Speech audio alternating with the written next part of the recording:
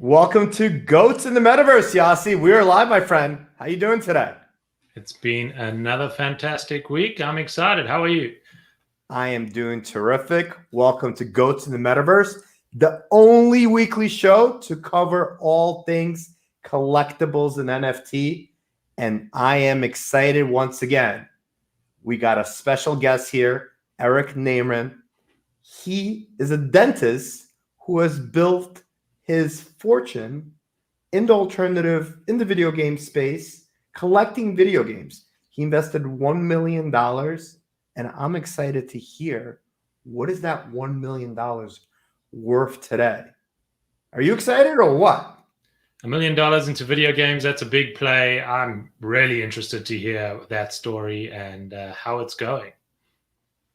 Awesome. But before we go there, let's check in on the Goat Vault. We really need an audio of like a bah every time we open up the vault.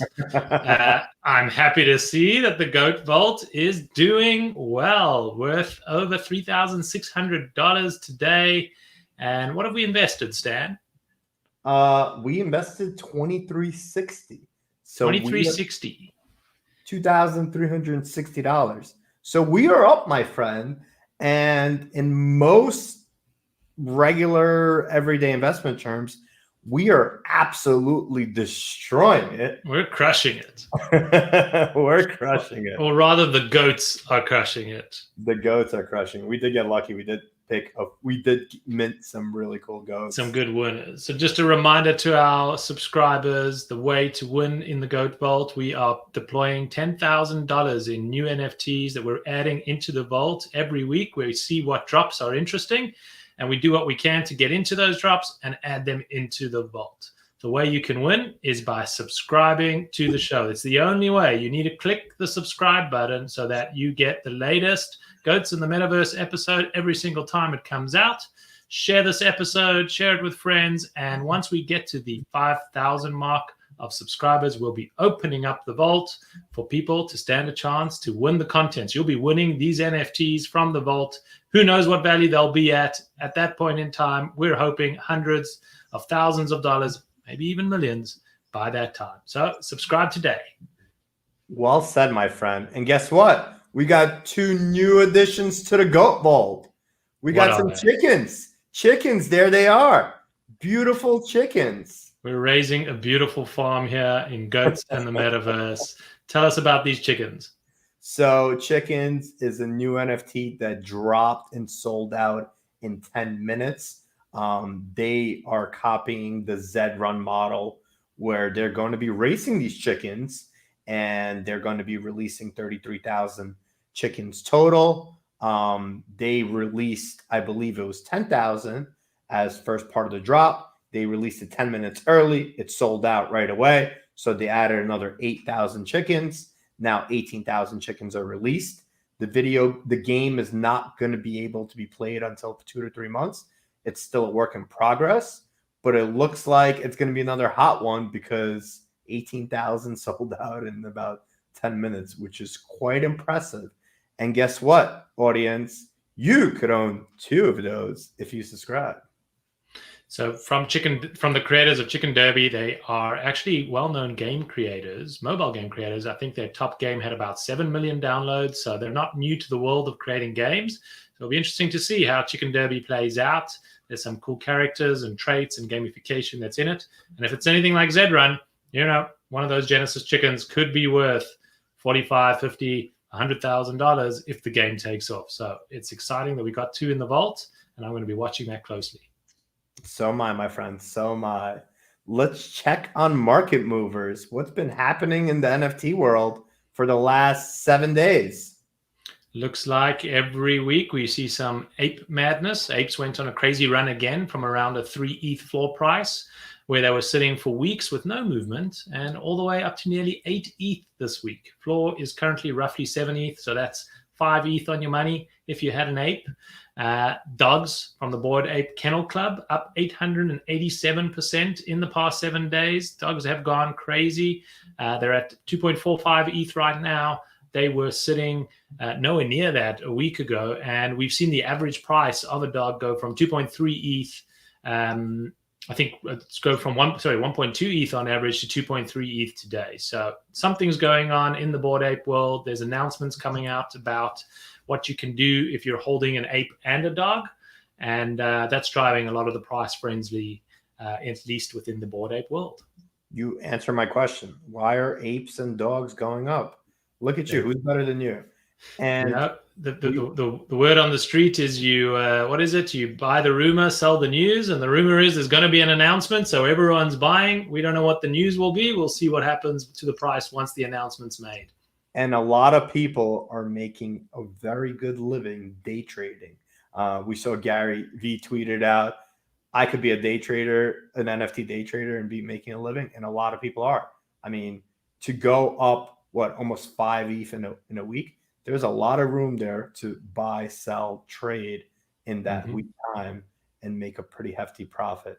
Not telling you to go quit your day job and become an NFT day trader, but we are seeing that people are doing this, and it's pretty phenomenal. That's true. And we had Danny 100 ETH on our show just last week, and he turned $2,500 into $95,000 day trading NFT. So it's certainly something that we're seeing more and more of. But, when the music stops and the hype gets over, who's going to be left with some of those bags? That's what you got to be worried about. So make sure you're doing your own research, investing in top projects where you have a long-term view, unless you're in it to flip it within 24 hours. Absolutely. And art blocks have been rising up, and we've been seeing a lot of chatter saying all the avatar projects, they're eventually going to fail, but the art projects are going to stick around. I'll be very honest with you. I do not get it. Maybe I do consider myself a pretty creative person, but I'm lost here. Talk to me about this. Well, what's unique about art blocks is, one, it's been around for quite some time. And if you look at the number of unique address that buy a art block drop, we're seeing them somewhere in, I think, the 7,000 to 8,000 unique addresses. Week on week, that has just been climbing. Low attention, no noise, every day, new people buying into these generative artworks. And what does that mean? Well, that means there's a single piece of code that gets written that randomizes and generates this type of art. So you're seeing the creativity of code go into art and mint different creations. And that's what's being seen here as a new art form being generated and created in what Art Blocks does. And it's starting to get the attention of some notable collectors. The narrative is starting to hold, and that's why we're starting to see a lot more attention happening in the Art Blocks world, and that price appreciation over the past 7 days. And it's had a massive and tremendous run on that pricing. Crazy world. Let's move on to collectible insights. What other exciting things are happening? Well, we had OpenSea, the biggest NFT marketplace, raise a big number, $100 million, and the valuation on their Series B funding, putting them at $1.5 billion. This might be the first NFT unicorn company that has crossed the $1 billion mark. I'm sure it won't be the only, but that's a tremendous result. And you can see why that's happening. If you look at the chart over here, you'll see the number of OpenSea traders over time. July was their biggest month, or June to July was their biggest month. So despite the crypto downturns, nothing is stopping the NFT market. We are seeing tremendous volumes and new people entering into the market to acquire and start trading NFTs. And for those of you who don't know, OpenSea is the eBay, right? Is the eBay of the space. This is where you're going to buy and sell your NFTs on the secondary market. There are NFTs that drop exclusively on OpenSea, but most of it is secondary trading.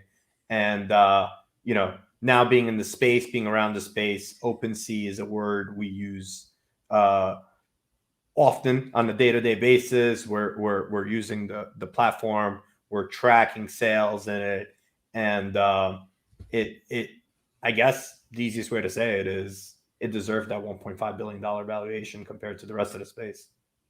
And what we're seeing from OpenSea is that they will be On that announcement, they're doing two things. One, they've integrated and they've announced that they're offering cross-blockchain support. To date, OpenSea, you could only really acquire assets on the Ethereum blockchain and some assets on the Polygon blockchain. Now they're announcing that they're going to support even further blockchains. In addition to that, they're going to be offering more gas-free marketplace on the Polygon blockchain.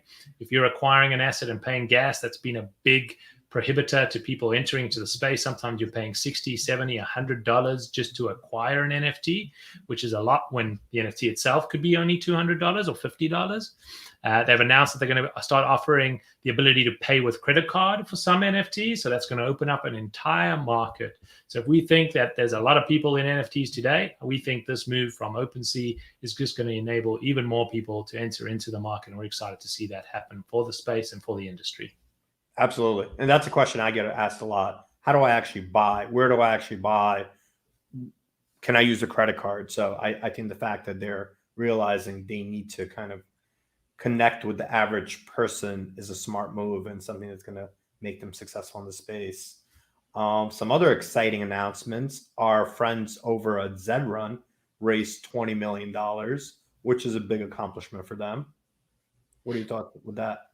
Zed Run raising $20 million is a big accomplishment. Again, amplifying the message that virtual horses, the metaverse, is here to stay.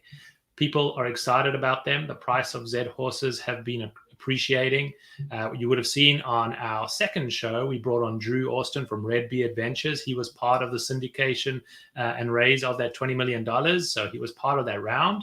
And I saw last week that he acquired a very rare Nakamoto horse just last week for something like 20 ETH, which he says is a bargain. And we're going to bring him on next week as to why he thinks spending $40,000 on another horse is a bargain and something that everyone should be thinking about doing and getting involved in. So stay tuned for next week when we bring Drew back onto the show. I'm excited for Drew to join us next week. And I'm also excited to see this new roadmap that Cool Cats rolled out, saying they're going to be doing a collab with Ghosts. Honestly, I looked at the roadmap. I wasn't that excited about it. What are your thoughts? I haven't looked at the roadmap. I have seen the attention that Ghosts is getting. It's one of the most popular and expensive art projects out there. So I think it's very clever from the Cool Cats team to be collaborating with a tier one project to help build their community and build their audience. Let's see what that collaboration brings. Cool. And some other exciting news that happened this past week. Weird Whales, launched by a 12-year-old kid based out of the UK, created an NFT project. There was a lot of speculation. Is this guy really 12 years old? Is this kid really 12 years old? There was a lot of back and forth. People were saying, no, he's not. He did verify himself to be a 12-year-old, and his project did sell out. 3,350 were minted, and Weird Whales are sold out. Another phenomenon. We have a 12-year-old in the space selling out projects. What else could happen? Well, I think we should bring him on and verify ourselves that he's indeed 12 years old and found out more about his story. Remarkable achievement regardless of age, but even cooler that a 12-year-old was able to enter the space, come up with a new project, a new campaign, sell out, and now build his own community. Yeah, and those are, once again, going back to the same thing, stories, right? I think people are buying into the story because he's a 12-year-old. He's a 12-year-old artist who came out with his own project.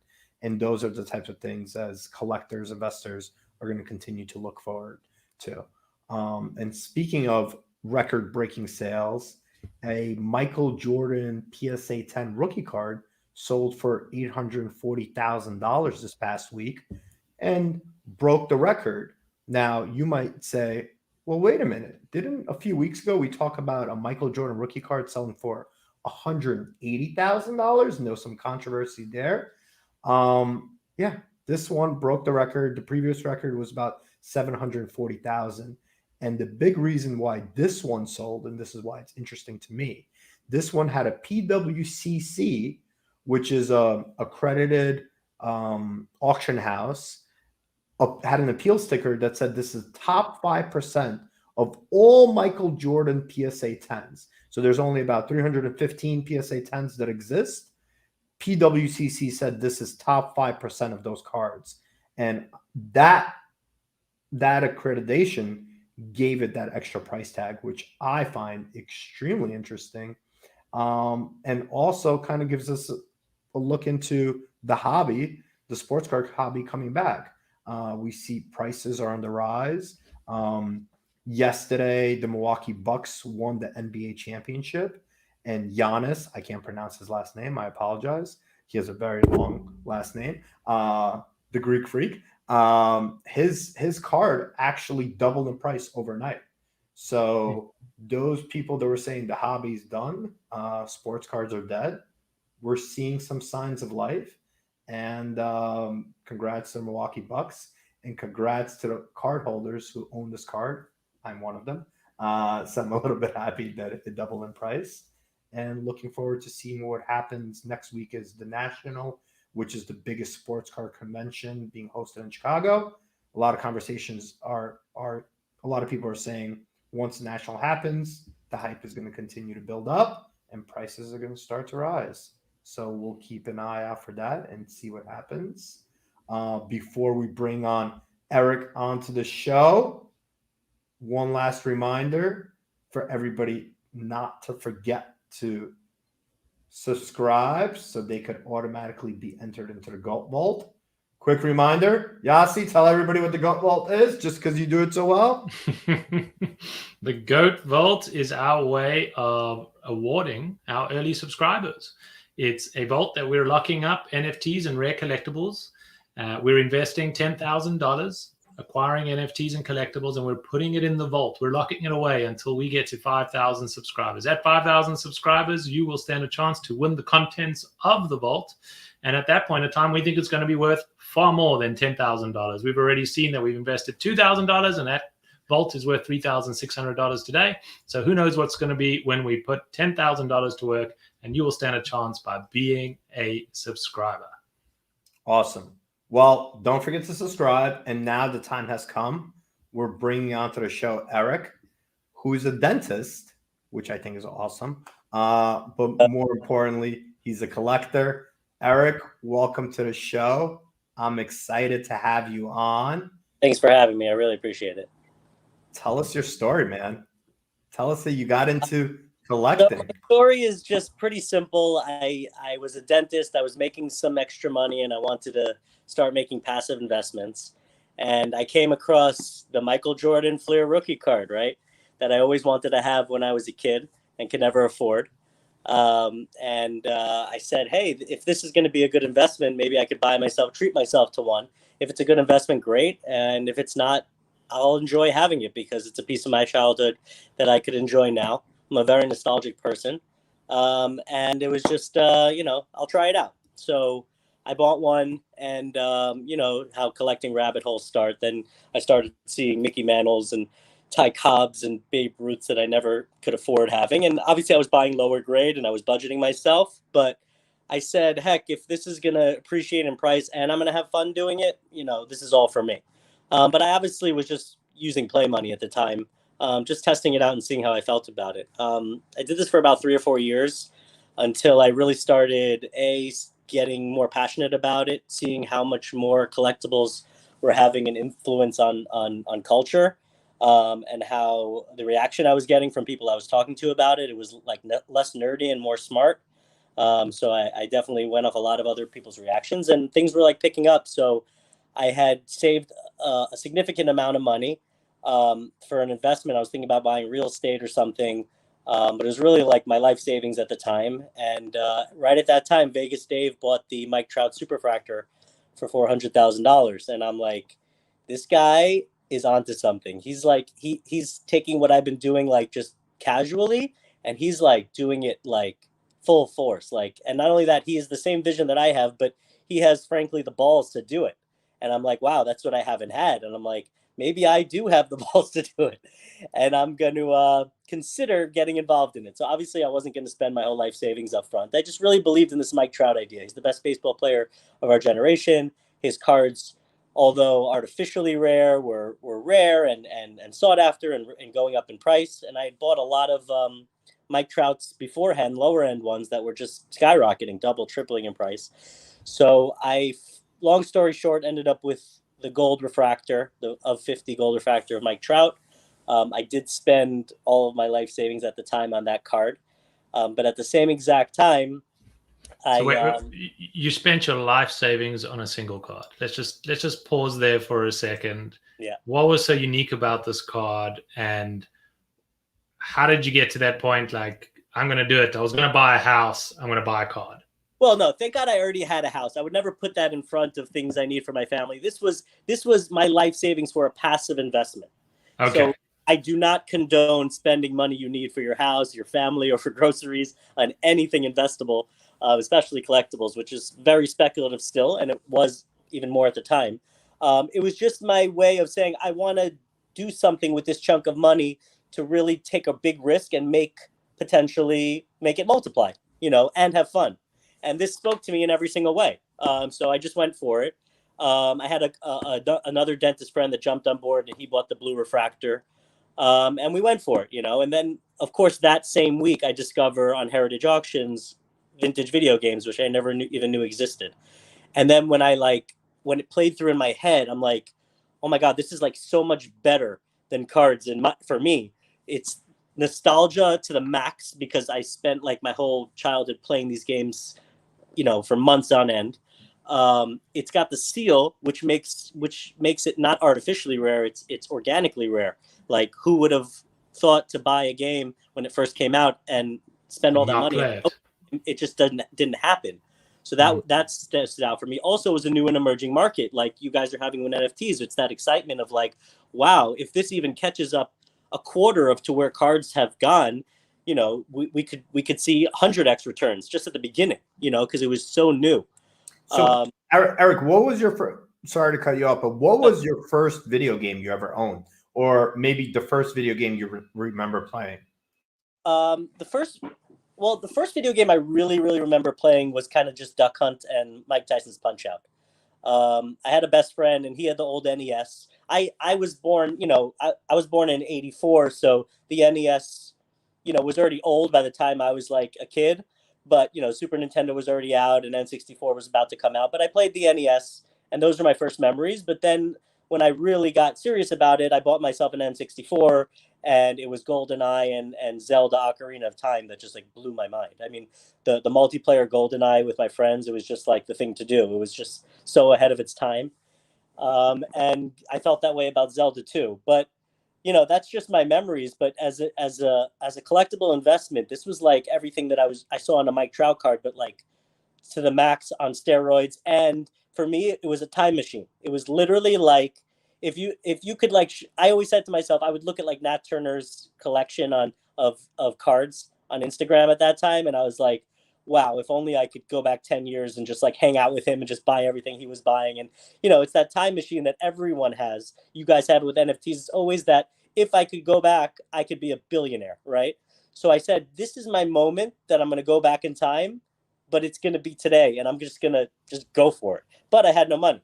So it was just a crazy idea, and I thought it was a genius idea, but I did not, even if I had the $75,000, I wouldn't have made a dent in the market. And I just spent it on the card, so that was tied up.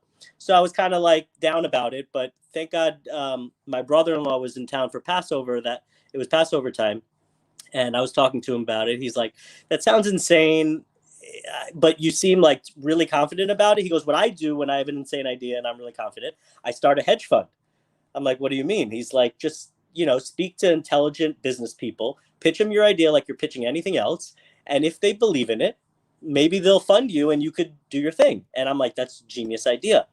So we set up, we spent time, we set up an LLC, we made a business plan. And I went to like just neighbors of mine, family, friends, all like successful, wealthy people, one thing that was important to me also, I wasn't dumb. I knew this was a very speculative, crazy idea. It wasn't responsible at the time, per se, what most people were investing in.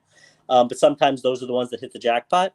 So I really was asking for money, in amounts that, thank God, weren't do or die for these people. Like, these are people who had a lot of millions in real estate, and I was asking for I don't know, 10 to 15 grand at a time, so it was like, we spoke about all the risks and the benefits up front. They knew it was speculative, and I'm like, listen, but they all said the same thing. They're like, you seem super passionate about it. If I lose 15 grand on you, it's not the end of the world. Give it a run.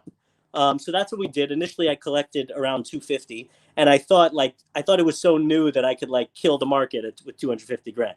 But when I finally got in and I was buying a lot of stuff, first of all, the money was going quick. Second of all, like I realized the really top stuff, which I didn't even know how to identify at that time. But as I started learning about it, I was like, okay, these very few people who have the top stuff are not giving me games for $500. They wanted $10,000 to $15,000 a piece, which I totally got because I knew what they had and they knew what they had. What are the first games you bought with that money? I would go on Heritage every week and just do my research that week of ask around all the collectors what the best deals are and what I should be looking for. And I would just go for that. And I was just buying on Heritage mostly. I'd go for some stuff that I had intuitions about on eBay. I bought myself an Ocarina of Time, a GoldenEye, all that stuff that like I kind of like got myself. I'd buy on eBay. But by the time I got through a few Heritage auctions and a few months on eBay, 250 grand could go quick. But Eric, how long ago was this? This was April of 2019. April 2019. Okay, so just over 2 years ago. Yeah, and that was also, I don't know if you remember, a time when $250,000 was actually a lot of money. $250,000 is still a lot of money. No, it's not. Come on. Yeah, so fine. So I spent the first few months just like going at it, learning everything. And then as I was buying all the supposed grails and then seeing what I really wanted, I started realizing I'm going to need more money for this if I want to do it like the way I really envisioned doing it from the beginning. So, but now at this point, had you made any money? So you've spent all the money. Yeah. Are you looking like you're making profit? To show even on Heritage auctions, eBay auctions, look, what we spent appreciated 20 to 30%. This is working. I'm going to get out there and I'm going to help make the market. I'm going to let people know about this. I'm not trying to hype. I really feel that the things I collect are underappreciated, and just the same way that games were underappreciated for so long, and all it took was me to stumble upon them, to be convinced and to do well in that. That's how I hype what I'm doing. I don't hype, I let people know about it. And then share your passion. I share my passion. I answer their questions honestly. I'm not hyping to be like, oh, buy this because it's going to 10x. That's not what I'm saying. I say buy this because how cool is the idea that this was bought in 1996 and stayed in a video store that was locked up and was never open and is in 9.6 condition and now is like an art piece. Like that's what I believe in, and that's what I went for, and that's my hype. But I wasn't planning on hyping. I'm forming a market around something that I feel that is severely underappreciated. So that's what I was doing. And then I said, and then at that time also, $1 million was also a ton of money back then, like a ton of money. So we got together and I said to my investors, let's flip the switch. I kept going with people with money and be like, how much for this game? And they'd say it and I'd wire them the money and I had the money. I was like money bags. But now I wanted to be the opposite. I want to be like, no, I want to say I have a potential group of investors now that wants to put a serious amount of money, which is $1 million, and $1 million at that time perked everyone's ears. And I told these investors that I knew had the best, the collectors that I knew had the best games. I said, all you guys have to make me proposals to try to get my $1 million that I potentially could get for you if you give me the right proposal. So, nice. Honestly, there are about, I don't want to say a number, but there's like there's less than 10 people in the world that have like insane game collections. I mean, probably 3 or 4 of those 10 people are even known to the public, and the other are very private people. I did reach out to most of them. 6 or 7 of them were like totally unreasonable, and they were just I was not able to deal with them. And also, the games that they had weren't necessarily the character that I was looking for. I was very lucky to find 3 collectors that were reasonable, had all the games that I was looking to put on under one roof in one collection, plus more. And I just trusted these 3 people. So I had them all send me the 3 proposals. Then I was able to look through them, and I actually told all 3 of them, I'm like, some of the stuff on your proposal is amazing and I think is a great deal and a really nice offer. And some of your stuff I feel is ludicrous for this point in the game. So I told them, I'm like, listen, I found what I like on all 3 of your lists. Would you guys be okay with just letting me spend $350,000 to $400,000 on each of you, and just pick the games that I want together in my collection. And they all were open to that. And that's what we did. I cherry picked from their list. I look back at that list now, and nothing was ridiculous, by the way, anymore. I should have bought everything. But no, I still think I picked pretty well from what I knew at the time. And I was able to, in my mind, cherry pick, put together from the 3 top collections that were reasonable to have and to be owned by myself and my investors. And we put together an initial super collection based on what we had from before, this $1 million purchase. It was groundbreaking because the word $1 million never was in the scene before. That word, that, you know, a $33,000 game cartridge was what people were going crazy about, and 100,000 had just broke news on this really crazy Super Mario. So actually one of the main collectors I got my games from is the same guy who sold the Super Mario sticker sealed, which is the rarest grail of game collecting, for $100,000 to a group of investors, and that blew everything open. So I went back to him. I said, you know, first of all, where'd you get this game, and what else do you have?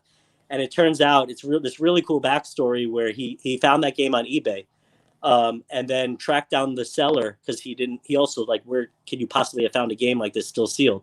And the seller were the kids of a video game hoarder who had a closet full of first print NES games in perfect condition that he bought and put on a shelf the day it was bought. Then he passed away, and they were sitting in a closet. So wow. two of the 3 collectors that I bought out were the 2 collectors that went to Wisconsin to buy out this closet for $60,000. Where's the closet? Does it still exist? Can we go there now? In my house now. No, it's not in my house. But like, honestly, we got 70% of the games that were in that closet. And it first of all is cool because most of our games have one singular source and provenance and a story behind them.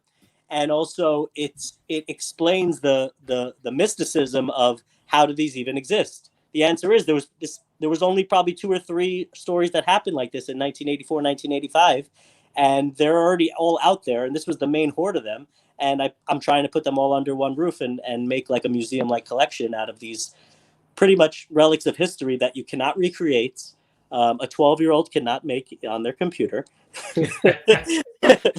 And that's what I love about it. It's a tangible piece of history that you just can't recreate, that I could just have and hold and just enjoy no matter what happens in the market. No matter. So Eric, you're talking about iconic cultural moments. I mean, I grew up playing games, and spent more time than my parents ever wanted. And if I think back to that time, it brings so much joy and happiness, and you're kind of capturing that in these games.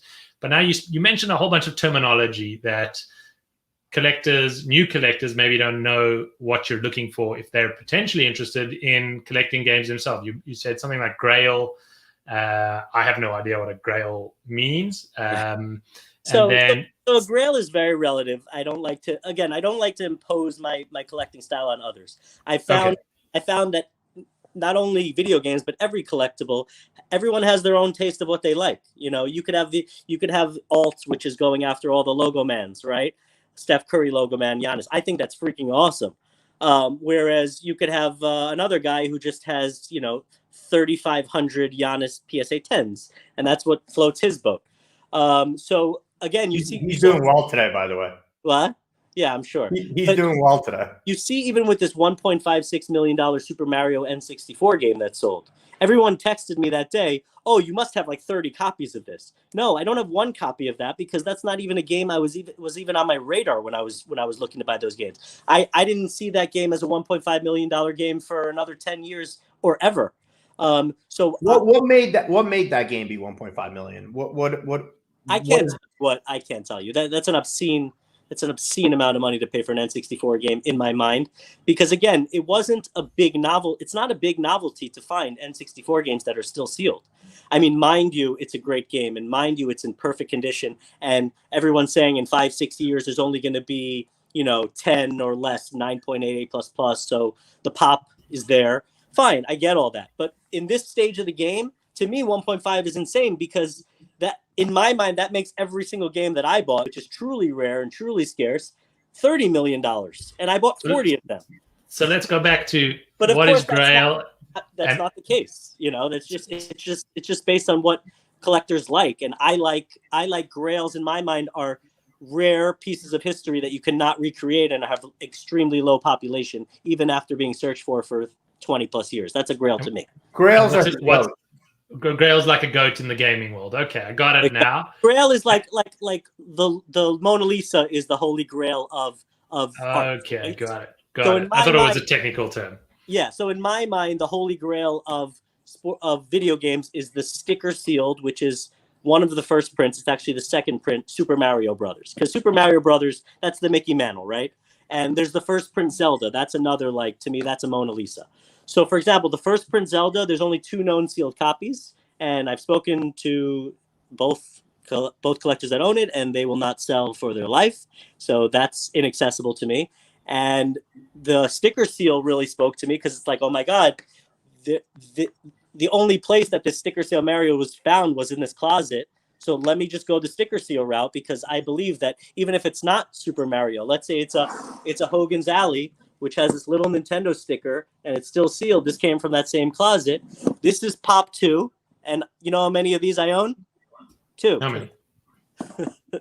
You're controlling the market. But I'm not controlling the market for monetary purposes. I'm controlling the market because when someone tells me that they have something that's Pop 2 that's so significant and they could sell me both of them for $40,000 each, I'm going to say yes. Not to control the market for financial purposes. Listen, I get it. And you're doing the right thing. I would do the same thing. Yeah, I'll take both of them, you know. Let me ask you a different question. What do you think, and, you know, we'll get deeper into where video games are going to be, but let's talk about, like, you know, you're born in 1984, I'm born in 1982. There's different generations of video games, right? There's Sonic, there's, you know, and there's video games that people play now, right? Is the move right now for everybody watching, no matter what age they are, if you have access to a video game, even that you bought, you know, 10, 15 years ago and it's sealed, hold on to it, go get it graded. This is something that could potentially be worth money one day, or it might already be worth money today, and you just don't even know yet. PlayStation 2 prices are already crazy. Like, again, you have to, like, think smart. Like, I think once the novelty of saving games has become popular the last couple of years, so how long will it take for, like, PS5 games sealed to, you know, to have enough? There's going to be such heavy populations.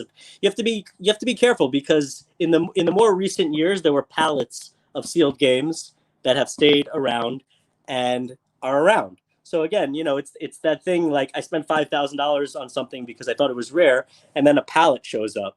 That's, like, not a good feeling. So the reason why I was so confident in buying a $75,000 Mike Trout is because I knew there will never be 51 of these in the world. There will always be 50 of these, no matter what. There will never be a pallet. This game. How do you know that? What? Oh, it's serial. How do you know that? It's serial number to 50. So just like Vegas Days Mike Trout, serial numbered 1 of 1. There will never be another copy. So that's why he was confident paying $400,000 for it. It was just a matter of the appreciation for it catching up, and then he sold it for $4 million. So that's the same thing for me. I know that my Hogan's Alley is Pop 2. I own 2. Maybe 1 or 2 will pop up, but who cares? It's great that someone else will own it too. But for me, $40,000 for something so culturally significant that you cannot reproduce and probably will never pop up again is a no-brainer. You know. So let me ask you. What do you think of people spending $40,000 today on a Bored Ape, of which there are 10,000, and it's the latest craze, and people are throwing their money at it? And we just spoke about how it's just had a massive run. It's new. You're talking about 2 copies of something existing, and you're spending $40,000. Here we have 10,000 variations of the same thing, and that's considered in the NFT world pretty rare. Not the rarest, but pretty rare. And what's your thoughts on it? My thoughts are, I've never bought an NFT. You never bought one yet. You haven't bought one yet. I can't wrap my mind around it, again, because my philosophy is, if you could just print it and make it, like, that doesn't speak to me. Like, I started collecting these Bob Rosses. You cannot paint another Bob Ross. He's in the ground. Okay, you cannot. Exactly.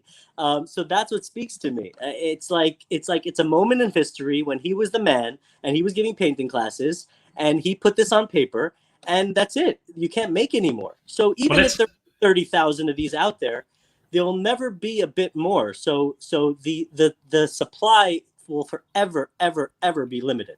What I don't love about NFTs is that you could literally print them. I mean, when we could print money on our computer, isn't that when money loses its value? No, it's a little different because you have authenticity that you own. You own the NFT. Well, let's talk about your time machine. Let's say you went back in time to Nintendo and you bought, at that time, the technology existed that you could buy the Mario character. And you owned that character from the game. You bought the Mario character in the NFT game and you owned it. And you could also even take that character and put him in other games over time. But in 50 years' time, you own that original Mario character. The digital version of it, you don't think that would be worth a couple of $1 million today? It would, and that's why, like, the one NFT that I actually do connect with was when, like, Jack Dorsey sold his tweet. Like, that also, that's a moment in history that they turned into a one-of-one collectible that you cannot recreate, and that's damn cool for me. Like, if I had $2 million to blow, I would have bought that NFT. Because, again, that Twitter's already the man. Twitter's already a force. So when I came into Nintendo, Super Mario was already a god. Now I have a chance to buy the original NFT of that. So yeah, if you show me a Zed horse and you fast forward 15 years and you say this is gonna be the horse, the grail, buy it now. Yeah, I'll buy it. But I'm not gonna run around like a headless chicken at this point trying to find what's gonna be the next big thing. Just like if Jack Dorsey tried to sell me that tweet in 2006, I would have laughed at him. But again, you're going back in time, so it's apples and oranges. Look, I like what you're saying. Let me ask you a different question. Let's get to the meat and potatoes of this. What are these games worth now? I mean, you guys raised $1 million. You obviously heavily invested into these games. What is it worth today? What is it going to be worth 10 years from now? Like, what's the mindset there?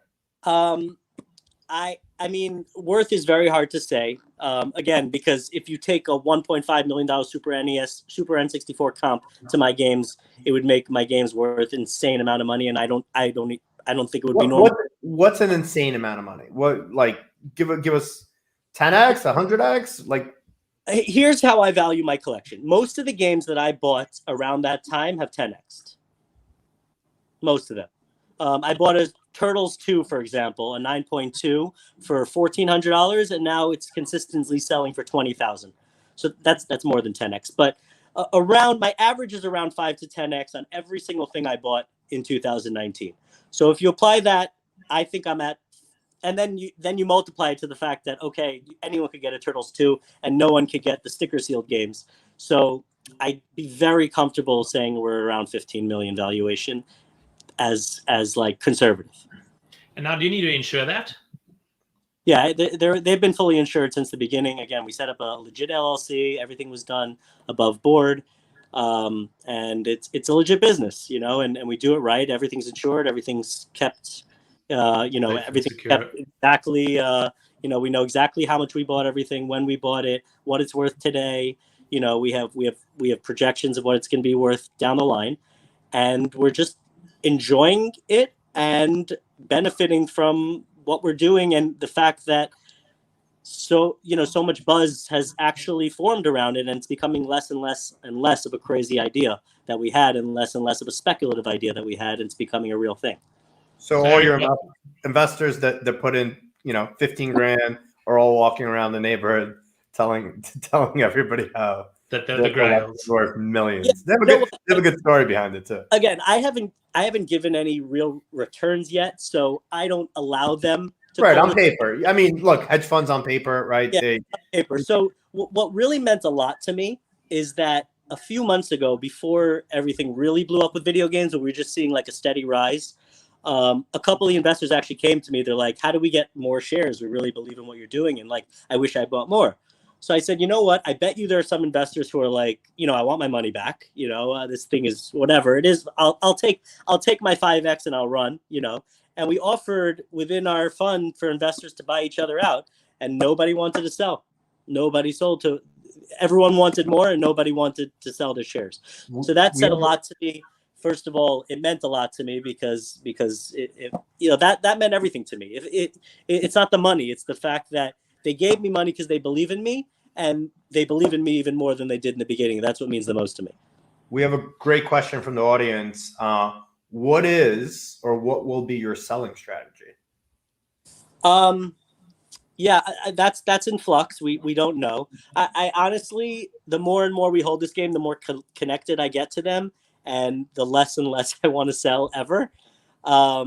So, I mean, I think we would be much more open to, I guess, maybe open to other investments buying into what we've put together and making it even better, rather than actually just selling it out to the idea of these games just being put on an auction site and going to just random places, random collectors who are willing to pay a premium just doesn't sit well with me. Once I put the collection together and I see it in physicality, I hate the idea of it being split up around the world. So I really hope there's a future financially in us being able to monetize it, but keep it together and keep it appreciated. Have you thought about turning it into an NFT and fractionalizing it into fractional shares? I've gotten pitches. It's Chinese to me still, but if something makes sense and it's the right idea, I'd listen. You could have your collection in the virtual museum. Yeah, but I want it in a regular museum. we can have it in both. We'll save that chat for when we're offline, and we've got lots of ideas for you of what you could do to hold on to it and make it available to more people, and hopefully buy more and add more to the collection. Listen, this is a business, so I'm definitely always open to monetizing what we've done. But it's also a passion, so I'm also not just looking to buy low, pump, sell high, and go back to fixing teeth. That's not what I'm out to do here. One more question from the audience. Appreciate that. What do you think the sticker sealed Super Mario would fetch an open auction today? 10 million, I think, 5 to 10. Wow. Like honestly, if it was available for sale, and I know the owners, so we've asked them all the time. If it was available for sale, I would personally, obviously with a fund, I don't have that type of money. I would probably put in a $5 million bid. Like if I could convince $5 million worth of people to give it to me, that's what I think would be a very fair offer. So, I mean, you kind of answered this question indirectly, but what does the future look like? Where is video games 10 years from now? So, I mean, my dream was always that it should follow the sports card market.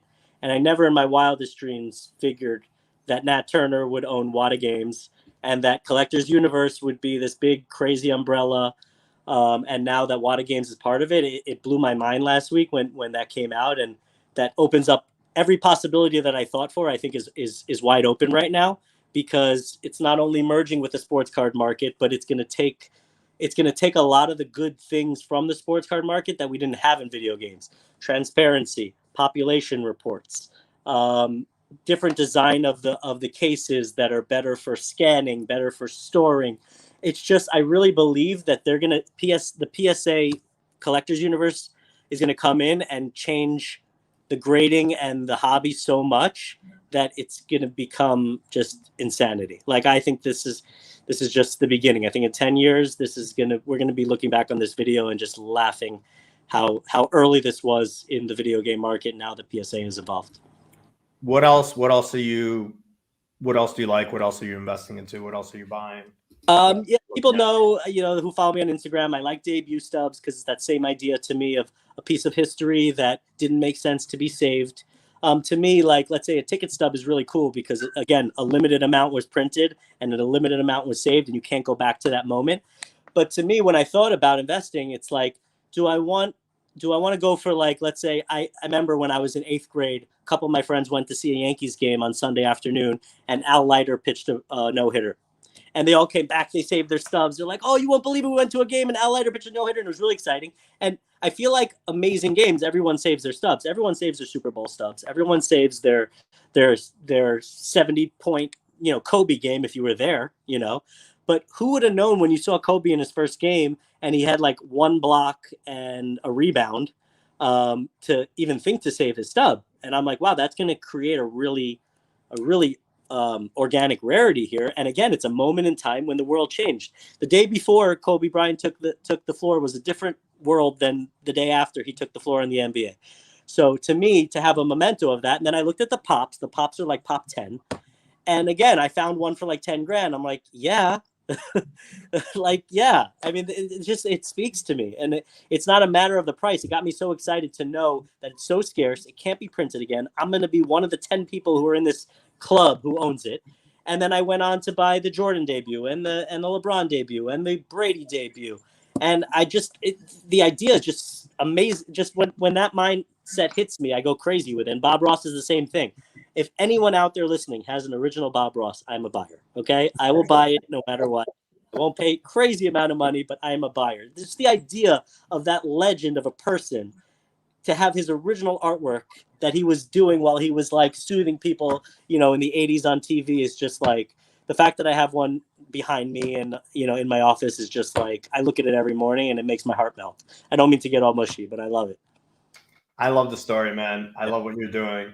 And just to summarize, I think in layman's terms, you're looking for grails, you're looking for goats, you're looking for one of a kind, super rare, unique cultural moments.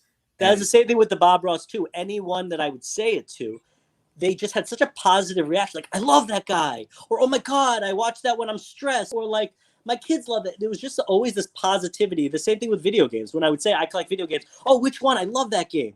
And, it's just that cultural significance that drives the market. And it's not hype. It's real passion that drives the market. And I just use my platform to let people be aware of it. And then if they fall into it with passion, join the club. If you're not interested and you think it's crazy, move on. That's fine. Do your own thing. Hey, people always say geniuses are crazy, my man. So I'm with you. I think you're doing something right. We appreciate having you on. We appreciate listening to your story. Where can our audience find you? Give us your social media so people can follow you. It's VVG, Vintage Video Game Club, VVG Club. That's on Instagram. And that's where I post most of my stuff that I collect. And you could feel free to DM me whenever. I'm very responsive and receptive. And I'm always looking to help people make the right decisions as best as I could help. And, I just give advice like I give people advice like I would want advice myself. Just tell it to them how it is, tell them my experiences, and help everyone just get on the ride and enjoy the ride. I love it. I've had the best 3 years of my life. I've had a blast. And most people who have gotten involved have had a blast as well. We made some money, we lost some money. No one could buy every valley and sell every peak. That's just the way it is. But if you have fun, you're passionate about it, then you're just doing the right thing. And one last point before we let you go. You still are a practicing dentist. This is correct? I am practicing dentist full time still. So here we go. Full-time practicing dentist who took $1 million and turned it into 15, right? To be honest, like I always want to practice at least part-time because I really love helping people with dentistry, and I've gotten pretty good at it recently. And I think I'm really, honestly, I'm a community dentist. I think it would be a shame for me to not offer my services. But so I definitely want to continue doing it, and it keeps me busy, it keeps my mind sharp, and not that I'm old, but I'm just saying I love it. So I don't see myself giving it up, but it'd be really nice that it's not my main income, and it could be more of like a side project would be cool. But no plans. I love what I do. I love doing dentistry. I love helping people, and I always want to be around for that. Well, Eric, really appreciate you having you on the phone, on the show, and all the passion that you share for both dentistry and collecting cards and collecting games. And I just learned a fortune. So really appreciate it. Good luck with the journey. We'll be sure to reach out to you and tell you what you can do with NFTs and your collection, because I think there's lots of interesting stuff there. But really excited to continue to watch your journey, man. And thank you for being on the show. Thanks, brother. Great to have you on the show. Wow. What are we doing, man? NFT, we got to get into video games. What's going on over here? Well, I love games, and I think he's 100% correct. You're buying iconic cultural moments that, stir emotion in people, and it is a piece of art. It's a piece of history. What's different, and you heard him say, they've got to put in insurance, they've got to keep it in storage, and there's no utility. Think of your Zed Run horse that you own. It could become one of those iconic game characters in time. It's still too early, but it could become that. But you're able to race it. You're able to put it in a breed. You're able to put it in a stable. It creates utility over time. This is the next generation of a collectible that you're able to do more with. And that's what gets me excited about NFTs. You don't have to convince me. I'll be very honest with you. I could totally understand both sides of the argument. As a collector, I do not own any video games. I do own a ton of cards. I get it. I get the physical, connection to a moment. Like when I was 10 years old watching basketball games, and it was life, right? It was like, yeah. You mentioned Golden Axe. I would pay top dollar to own the original Golden Axe game. Right. I mean, I get it. It's my childhood. It's your childhood. It's that nostalgia. But I think from a strategy standpoint of view, we keep hearing the same things, right? Both on the NFT side and on video games and cards. And one thing he talked about, like owning a one-of-one, right? And yeah, there's no one-of-ones per se in some of the things we buy and collect, but we get that, right? I mean, we get it from the perspective of if tomorrow, CryptoPunks comes out with a one-of-one, or if there was a one-of-one, it would be the most expensive thing that was owned, right? And we see it with CryptoPunks and Alien, right? I think there's 7 or 9 of them that exist. So it is the one that sells for multi-millions of dollars. But those stories continue to play out. Nostalgia continues to play out. Rarity, uniqueness. I think passion. He is passionate about this. This is the thing that when he has a spare hour, spare 2 hours, 5 hours, he's putting his time into it, not because it could potentially 10x, but because he really, really loves it. And that gives him the edge over anyone else. He's not chasing the money. He is doing it for the love, excuse the pun, the love of the game. And I think that is the biggest lesson I can take out of this is you want to be a collector, you want to be in the NFT space, you want to be doing this, it's got to be something that you actually really love. Right. Buy what you love and buy with your heart, not your wallet, and you'll do okay in both collecting and investing. And such an interesting transition from our last show where we had Daniel on. He's a trader. He's in and out. He is looking for what can he flip, what can he buy, and what can he sell, and what is going to appreciate the quickest, and what can he get out of. And we have here, I don't think he ever wants to sell any of his games ever. He wants to hold on to them. I hope his investors know that. He is a long-term holder. And that's just 2 different approaches to this industry. You got to have the flippers and the speculators and the sellers, and you got to have the long-term holders for a market to exist and for it to go. And it's beautiful that you can have both. You got to decide what's right for you and how you approach this game and this industry. One last thing one thing I wanted to mention that he said, there's 2 games out there, and the guy said he's not willing to sell, right? And I think that drives the market, right? They will never sell. They will die with it. They will pass it on to their kids. Maybe their kids will sell. Maybe their grandkids will sell. But that's going to continue, to drive the market. The versions that are not as rare, those are going to continue to rise because we kind of know that you can't buy those 2 that don't exist. Yeah. And that is extremely interesting. And you kind of take that thought process into buying, the rare cards that there's only 10 of them in the world, right? How many of them actually want to be sold, and how many of them are investors, or how many of them are collectors, or how many of them are, fractional share companies. So those are things to kind of think about as well if you're making large investments into extremely rare collectibles, whether they're NFTs or sports cards or video games. Well, I had a blast. I learned a lot, and I hope you guys did as well. As you can see, we're trying to give you a different variety of different guests. Next week, we have Drew back to Zed Run talking about the rare horses and investing into Zed Run's Series A round. I had a blast, man. I love this. Yeah, me too. This was great fun. You guys keep subscribing, sharing. Let's get to 5,000 so we can start giving you guys some free NFTs and sports cards. And really great questions today as well. Loved it. Well, everyone look after yourselves and have fun collecting. We'll see you next week. Peace.